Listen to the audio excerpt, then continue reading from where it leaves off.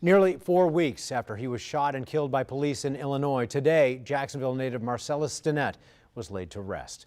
Police in the Chicago suburb of Waukegan say Stinnette was riding in a car driven by his girlfriend, Tafara Williams, and an officer shot them both after, according to the officer, their car rolled in reverse toward him during a traffic stop.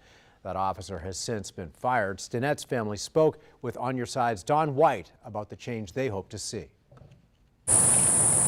It honestly just feels like this is a joke. It's something I would have never thought would happen. I've never believed that this could possibly happen to me. Zanellis Banks is still in disbelief. Her little brother, 19-year-old Marcellis Stinnette, is gone. Stinnette walked down that street as a little boy to this church over here. Now his funeral is being held inside. His mom asking everyone to wear blue and silver, his favorite colors. We need police patrol and not police control. Bishop Tavis Grant recently let out Get the Vote initiatives with the families of Breonna Taylor, George Floyd, and Jacob Blake, and spoke at Stinnette's funeral. Marcellis represents for all of us possibility and the potential and the promise of someone so young and not having the opportunity to fulfill his life as a person, as a human being. I'm here standing in solidarity with the Stinnette family. Cortez Rice is the nephew of George Floyd, who died in police custody in May. Amazing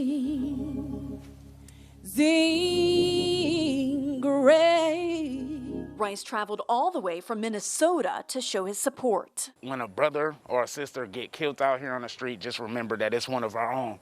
You know what I mean? We all bleed the same color, white, brown, black, you know what I mean, Asian, whatever.